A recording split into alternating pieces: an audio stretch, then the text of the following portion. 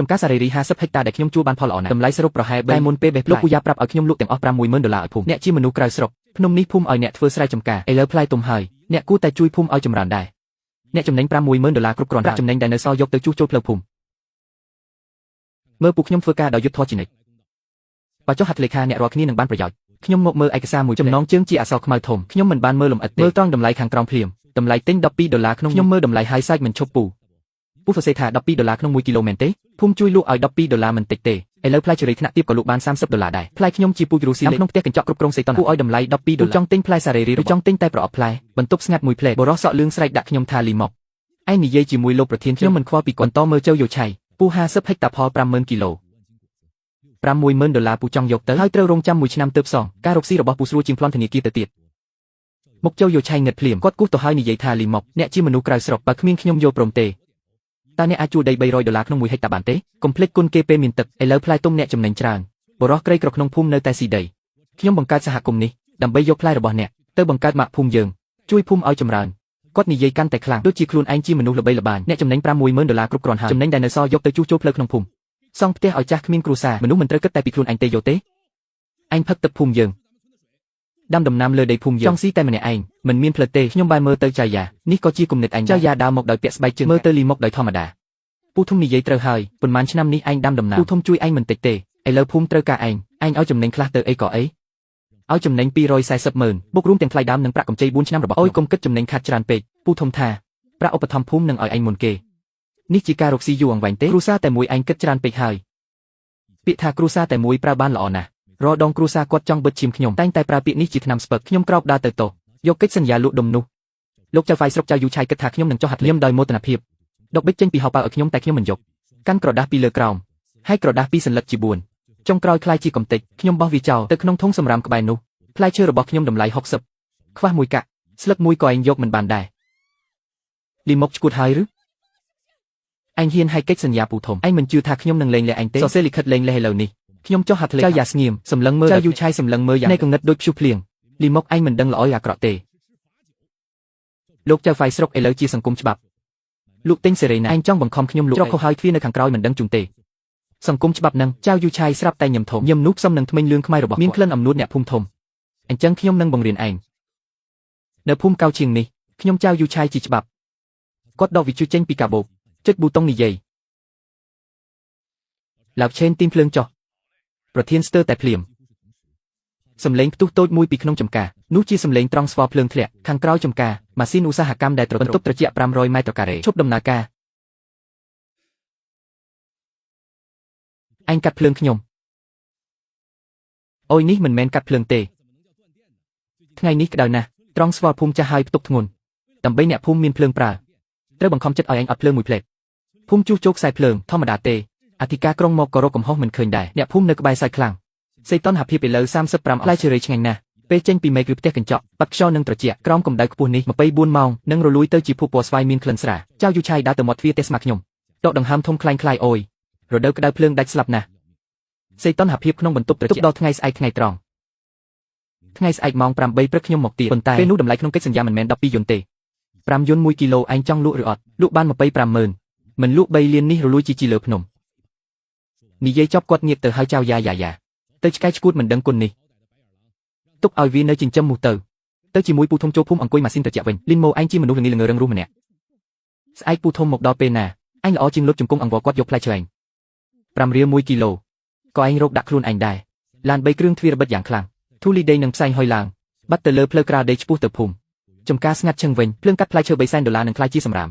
មនុស្សគ្រប់គ្នាគិតថាយប់នេះខ្ញុំប្រកាសជាឈួតដោយក្តីបារម្ភប្រហែលជារត់ទៅផ្ទះពូធំលុតជង្គង់សំទោសខ្ញុំមើលលឺភ្លើងឆ្ងាយក្នុងភូមិពេលនោះហើយទូរស័ព្ទញ៉មួយដងជាសារពីចៅយ៉ាឥឡូវមកផ្ទះពូធំសំទោសនៅទាន់ពេលបើមិនអញ្ចឹងទេស្អែកអញខ្សែហើយកុំថាខ្ញុំខុសខើខ្ញុំមិនឆ្លើយទេយកពេលដើរទៅកាន់ចម្រៅចំការខាងក្រោយភ្នំទីនោះមានដីទំនេរមួយធំគ្រប់ដោយសំណាញ់ខ្លាញ់ពណ៌ទីខ្ញុំទាញវាចេញក្រោមពន្លឺព្រះច័ន្ទបន្ទះសូឡា120តម្រៀបគ្នាយ៉ាងស្អាតខាងក្រោមមានថ្មទុកធម្មពលយ៉ា6ទំហំប៉ុនកុងតឺន័រ2ឆ្នាំមុនពេលសង់ទូទឹកកកខ្ញុំកញ្ញារួចហើយភ្លើងកសិកម្មមិនទៀងទាត់រួមទាំងចរិតអ្នកភូមិកៅឈៀងប្រគល់ជីវិត$300,000ឲ្យបណ្ដាញភ្លើងភូមិខ្ញុំមិនឈួតទេប្រព័ន្ធសូឡានេះខ្ញុំបញ្ចាំផ្ទះស្រុកកំណើតទិញចៅយ៉ាក៏មិនដឹងដែរខ្ញុំបើកទ្វារដែកបន្ទប់ធម្មពលមើលសញ្ញាធម្មពល100%ភ្លើងខ្ញុំរុញកុងតាក់ធំឡើងចំការស្ងាត់ត្រឹមតែ10នាទីសំឡេងម៉ាស៊ីនបង្ហាប់ឧស្សាហកម្មបន្លឺឡើងវិញទូទឹកកក500ម៉ែត្រការ៉េដំណើរការវិញខ្យល់ត្រជាក់ចាប់ផ្ដើមចរាចរក្នុងបំពង់ ម៉ោង 4 ទៀបភ្លឺខ្ញុំដេកលក់ស្កប់មួយផ្លែតលើទើបតែភ្លឺស្រឡះលឺសូម៉ាស៊ីនឡានពីមុខផ្ទះលើកនេះធំជាងមុនទៀតមិនត្រឹមតែឡាន3ទេមានឡានដឹកទំនិញ2ទៀតដាក់ពីក្រោយទេមើលទៅដូចមកយកទំនិញពូលីមើលចិត្តល្អមែនភ្លឺឡើងក៏យកឡានមកដឹកផ្លែឈើឲ្យឯងម្សិលមិញថា5យន្ត1គីឡូមើលទៅឯងនឹងបាន250000ភ្លាមអូកន្លងមួយយប់ហើយទូទឹកក៏គ្មានភ្លើងផ្លែឈើក្នុងនោះទំនងជាទុនអស់250000នេះយើងប្រថុយឲ្យគាត់យកផ្លែខូច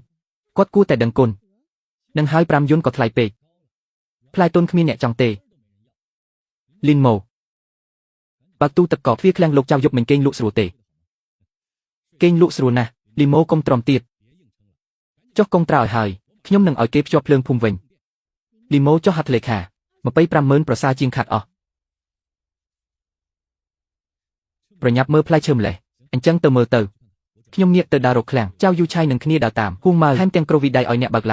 ឡានថយក្រោយមកទ្វារឃ្លាំងខ្ញុំដើរទៅមុខទ្វារឃ្លាំងដោសោចូលរុនបង្វិលយ៉ាងខ្លាំងទាញទ្វារបើកគ្មានក្លិនស្អុយគ្មានផ្លែលួយខ្យល់ត្រជាក់ហូរចេញមកក្នុងឃ្លាំងធំផ្លែឈើរេរូស៊ីល្អថ្នាក់កំពូលលេខ8ដាក់តម្រៀបលើធ្នើដែកផ្លែនេះមួយរឹងមាំពេញ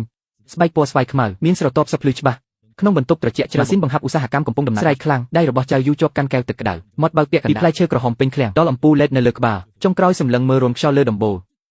មិនអាចទៅរួចទេភូមិយើងគ្មានភ្លើងទេឯងយកភ្លើងពីណាមកលីម៉ូឯងលួចភ្លើងហើយឯងហ៊ានលួចភ្លើងរត់ពូប្តឹងគាត់ពីបទលួចភ្លើងចៅយ៉ាប្រាប់ឲ្យអានសៀវភៅច្រើនឯងមិនស្ដាប់ពីលើមានបន្ទះសូឡា120និងទូកតុបថាំពុលពេលសាក់ពេញវាគ្រប់គ្រាន់សម្រាប់បន្ទប់ត្រជាក់នេះដំណើរការដោយឯករាជ្យមួយសប្តាហ៍លោកប្រធានអេឡូរដូវក្តៅថ្ងៃមានពន្លឺបរិច្ចាគ5យន្តក្នុង1គីឡូទុកឲ្យភូមិជួសជុលផ្លូវវិញអូលីនម៉ូឯងល្អណាស់ឯងគិតថាមានបន្ទះសូឡា2 3រឿងនេះចប់ហើយទៅឲ្យរថយន្តជីក2គ្រឿងមកឥឡូវនេះភ្លាមពូឲ្យរថយន្តជីកមកធ្វើអីគាត់លីនម៉ូរក្សាផ្លែឈើបានទេខ្ញុំចង់មើលផ្លូវអត់មានផ្លែឈើមាសរបស់គាត់ហាចេញពីភ្នំនេះយ៉ាងម៉េចរថយន្តជីកមកដល់លឿនណាស់មិនដល់កន្លះម៉ោងរថយន្តជីក2គ្រឿងបាក់មកដល់ផ្លូវភូមិក្បែរចំការផ្លូវភូមិនេះជាផ្លូវតែមួយគត់ភ្ជាប់ចំការទៅផ្លូវធំចៅយូជ្រកក្បែររថយន្តជីកបញ្ជាឲ្យលើកដាក់ធុងឡើងខ្ពស់មិនដល់10នាទីផ្លូវទៅចំការត្រូវកាត់ផ្ដាច់ទាំងស្រុងខ្លាយជារណ្ដៅដែលឆ្លងមិនរួចលីនម៉ូផ្លូវភូមិនេះចាស់ហើយដើម្បីសុវត្ថិភាពអ្នករាល់គណៈកម្មាធិការភូមិសម្រាប់ជួសជុលថ្ងៃនេះរួចពេលណាមើលអារម្មណ៍ហឺនៅមានទៀតខ្ញុំបានប្រាប់រោងចក្រក្រដាសក្នុងក្រុងហើយនិងរោងចក្រទឹកកកផងអ្នកណាហ៊ានលក់ឲ្យលីនម៉ូប្រអប់ក្រដាសមួយទឹកកកស្ងួតមួយគឺប្រឆាំងនឹងភូមិកៅឈៀវរបស់ខ្ញុំឯងមានទូទឹកកកហើយអី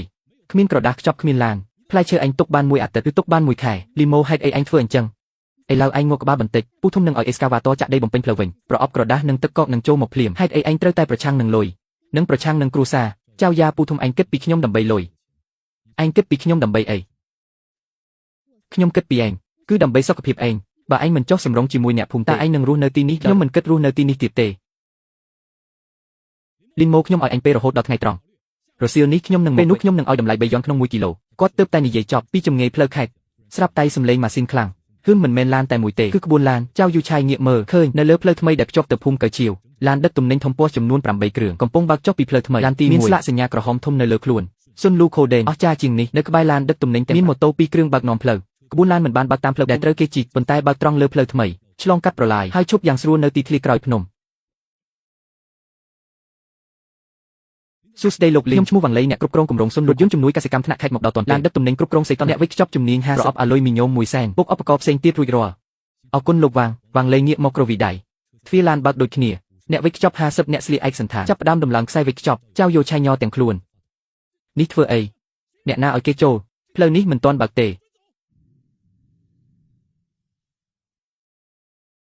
ផ្លូវនេះជាផ្លូវជួយកសិករថ្ងៃនេះបើកដើម្បីដឹកផលិតផលកសិកម្មដែលមានតម្លៃខ្ពស់មានបញ្ហាអីអត់ទេបងសន្តិសុខខ្ញុំជាប្រធានភូមិកៅឈៀវលោកប្រធានជីកផ្លូវធ្វើអីបំផ្លាញចរាចរណ៍ចៅយោឆៃបែកញើសខ្ញុំដើរទៅមាត់រណ្ដៅមើលចៅយោឆៃពីលើនឹងចៅយ៉ាងដែលភ្ញាក់ផ្អើលលោកប្រធានចៅរោងចក្រប្រអប់នឹងទឹកកកអត់ប្រយោជន៍ផ្លែឈើខ្ញុំដឹកតាមយន្តហោះទៅទីក្រុងធំហាផ្លែឈើខ្ញុំចេញពីភ្នំនេះហើយចាប់ពីថ្ងៃនេះភូមិកៅឈៀវមិនបានផ្លែឈើខូចមួយផ្លែទេវិកខ្ចប់4ម៉ោងម៉ោង2រសៀលទ្វារឡានចុងក្រោយបិទលោកលីនផ្លែឈើ5300គីឡូរួចរាល់មុនម៉ោង5:01ព្រឹកស្អែកដល់ធ្នើផ្សារទំនើបក្រុងធំយឺសំលេងត្រៃឡានធំ8គ្រឿងមានម៉ូតូការចូលផ្លូវខេត្តឆ្ពោះទៅផ្លូវលបឿនលឿនទ្រប$3លានចេញដំណើរខ្ញុំត្រឡប់ទៅផ្ទះថៃសួនត្រូវចេញលុយកម្មករ50នាក់គេធ្វើការឲ្យខ្ញុំ3ថ្ងៃពេញម្នាក់គួរបាន$2000ខ្ញុំរុញទ្វារបន្ទប់អ្នកអង្គុយចុះទាញប្រអប់ឈើក្រញុងចាស់ក្រោមគ្រែក្នុងនោះមានសុវត្ថិភាពតូចមួយលាក់ខ្ញុំចុចលេខសម្ងាត់បើកឃើញទេលុយ100000ដែលដាក់ពីមុន បាត់អស់នឹងហើយដែលត្រូវចៅយូសាយជាមនុស្សឃើញអីក៏ចង់ដប់ឃើញផ្លែឈើ3លានរត់ចេញពីមុខមិនអាចឈប់ស្រួលទេលុយ100000នេះខ្ញុំទុកឲ្យគេហែកស៊ីស្រាប់តែសំឡេងរំខានពីកម្មករ50អង្គុយក្រោមដើមឈើរងចាំគិតលុយឥឡូវក្រោកឈរហូចូលមកបន្ទប់អ្នកយាមចៅយូសាយនឹងហួងម៉ាលីឡំក្នុងហ្វូងគម្រោងចាំទៀតលីនមូគ្មានលុយឲ្យអ្នករាល់គ្នាទេផ្លែឈើគាត់ដឹកចេញអស់ហើយគាត់ហៀបនឹងយកលុយរត់វាបំផ្លាញផ្ទះកញ្ចក់បងប្អូនអ្នកភូមិនិងកម្មករខ្ញុំចៅយូសាយប្រធានភូមិកៅឈៀវលីនម៉ូនេះអាក្រក់ណាស់គាត់មិនគិតពីមុខមាត់ភូមិទេលួចផ្លែឈើឲ្យអ្នកចំនួនក្រៅឥឡូវសុវត្ថិភាពគ្មានលុយសោះគាត់យកអីមកគិតឲ្យអ្នកតែកុំបារម្ភលុយ100000ដែលលីម៉ូជំពាក់គណៈភូមិជួយសងតែមិនមែនសងឥតគិតទេលីម៉ូឯងគ្មានលុយឲ្យគេយកកិច្ចសន្យាដី50ហិកតានេះនិងឧបករណ៍ទូទឹកក៏បញ្ចាំឲ្យភូមិចុះហត្ថលេខាលើកិច្ចសន្យាផ្ទៃនេះខ្ញុំឲ្យលុយកម្មករភ្លាមចៅយូសាយដកក្រដាសមួយសន្លឹកដាក់លើកៅអីរថយន្តខ្ញុំមើលពីលើស្មាចៅយូសាយទៅហ្វូងមនុស្សចៅយ៉ាឈរនៅទីនោះដៃកាន់ថង់ផ្លាស្ទិកខ្មៅមួយយ៉ាងណែនថង់មានរាងការ៉េទំហំត្រូវនឹងលុយ100000លោកប្រធានដឹងយ៉ាងម៉េចថាសុវត្ថិភាពខ្ញុំគ្មានលុយខ្ញុំគេនិយាយកុំសួរថាខ្ញុំដឹងយ៉ាងម៉េចឥឡូវឯងគ្មានលុយឲ្យគេទេឬពីចៅយ៉ាមែនទេប្រពន្ធថង់អេកូដែលអ្នកកាន់នោះធ្ងន់ណាស់មែនទេភ្នែកទាំងអស់សម្លឹងមករកចៅយ៉ាមុខគាត់ស្លេកស្លាំងគាត់លាក់ថង់អេកូទៅក្រោយដោយស្វ័យប្រវត្តិអ្នកនិយាយអីចឹងនេះជារបស់ខ្ញុំផ្ទាល់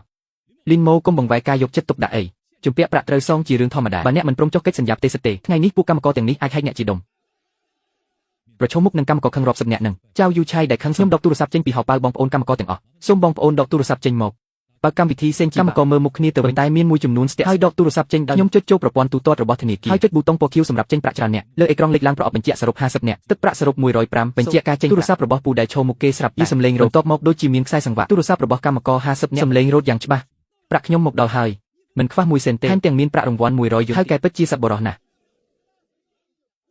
អ្នកយកលុយពីណាមកលុយក្នុងតដែករបស់អ្នកច្បាស់ជាត្រូវគេលួចហើយលោកចៅឥឡូវជាសម័យ digital ហើយអ្នកណាចេញប្រាក់ខែនៅតែរាប់ជាសាច់ប្រាក់ម្ដងមួយសន្លឹកលុយសាច់ប្រាក់100000ជាលុយដែលខ្ញុំដកដើម្បីទិញជីសម្រាប់ដំណាក់ក្នុងតដែកមិនបានប៉ះតែថ្ងៃត្រង់នេះតដែកត្រូវគេគាស់លុយបាត់ហ្វូងមនុស្សស្រែកឡើងអូ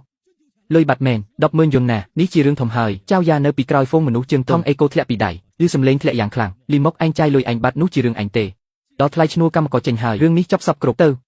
អស់គ្នាចាំបន្តិចខ្ញុំបែកខ្លួនទៅខ្ញុំបើកមុខចាស់មួយនៅលើជញ្ជាំងបន្ទប់យាមក្រោមមុខនោះលេចចេញមកកាមេរ៉ាមេច្បាស់ដែលមានមុខងារមើលយប់អ៊ីនហ្វ្រារ៉េតវាបែរមុខទៅទ្វារបន្ទប់យាមខ្ញុំជាមនុស្សប្រយ័ត្នប្រយែងដំបូលផ្ទះកញ្ចក់និងទូទឹកកកខ្ញុំដាក់កាមេរ៉ាទាំងអស់បន្ទប់យាមមិនដាក់ខ្ញុំចុចបើកកម្មវិធីមើលកាមេរ៉ាលើទូរស័ព្ទបញ្ចាំងទៅទូរទស្សន៍ក្នុងរូបភាពពណ៌ច្បាស់ម៉ោងបង្ហាញថ្ងៃត្រង់ម៉ោង12:30ពេលខ្ញុំនិងអ្នកគ្រប់គ្រងស៊ុនលូនៅខាងក្រៅកំពុងដឹកទំនិញក្នុងរូបភាពចៅយ៉ាកាន់កូនសោបន្ទាន់មួយមើលទៅលួចលាក់បើកទ្វារបន្ទប់យាមបន្ទាប់មកចៅយោឆៃនិងហ៊ូម៉ៅលួចចូលតាម5នាទីក្រោយហ៊ូម៉ៅកាន់ទូសុវត្ថិភាពតូចចេញមកចៅយោឆៃកាន់ដែកគោមួយមនុស្ស3នាក់ធ្វើរឿងសម្រាប់តាមគែមចំការទៅឡាន Audi A5 មួយលុយ100000ទោះពី3ឆ្នាំដល់10ឆ្នាំនឹងបង់ប្រាក់ពីណែបើធ្វើជាក្រុមមេដឹកនាំត្រូវទទួលទោសធ្ងន់ចៅយោឆៃដួលអង្គុយដោយសម្លេងធំឡើងចុះខ្លាំងញើសត្រជាក់ជ្រាបអាវសូត្រចៅយ៉ាស្ទុះមកអបដៃខ្ញុំដូចឈួតបងខ្ញុំមិនមែនចិត្តណាទេគឺពូធំបង្ខំខ្ញុំឲ្យយកកូនសោបើកទ្វារគាត់ថាបើយកលុយទៅបងនឹងចុះចាញ់ហើយឲ្យចំការដល់គាត់បងអត់ទោសខ្ញុំជាប្រពន្ធបងនាងយំខ្លាំងណាស់ខ្ញុំទាញដៃខ្លួនឯងចេញដោយកម្លាំងហើយទះដៃឲ្យដោយខ្ពើមកន្លះម៉ោងមុនខ្ញុំបានផ្ញើឯកសារទៅឲ្យលោកអភិបាលឃុំឆេនគិតទៅមើលពេលវេលាគាត់ប្រហែលចិត្តដល់មាត់ភូមិហើយទើបតែរលត់លីសូរថយន្តពីចម្ងាយលោកនាយកចៅអ្នកនឹងបាននៅសុខសប្បាយហើយសប្បាយចិត្តទេរថយន្តពីឈប់មុខប្រឡាយអ្នកយាម4អ្នកដើរលើភពជើងមួយជ្រៅមួយរាក់ឆ្លងប្រឡាយមកអ្នកនាំមុខគឺលោកចេនចាប់គាត់ប្រែជាខ្មៅអ្នកណាហៅថាមានចៅចូលលួចខ្ញុំហៅថាមានចៅលួចលុយ100000ខ្ញុំបានផ្ញើវីដេអូកាមេរ៉ាទៅលោកហើយលោកនាយកចៅខ្ញុំមើលវីដេអូហើយមានភស្តុតាងច្បាស់លាស់មានអ្វីចង់ពន្យល់ទេលោកចេនយល់ច្រឡំហើយលុយនេះមិនមែនខ្ញុំលួចទេវាជារឿងគ្រួសារលីនម៉ូជាកូនប្រសាររបស់ខ្ញុំអ្នកផ្ទះយកលុយអ្នកផ្ទះតើហៅថាលួចយ៉ាងដូចម្ដេចយ៉ានិយាយទៅត្រូវហើយខ្ញុំជាប្រពន្ធស្របច្បាប់របស់លីម៉ូលុយ100000នេះជាកម្មសិទ្ធិរួមរបស់យើ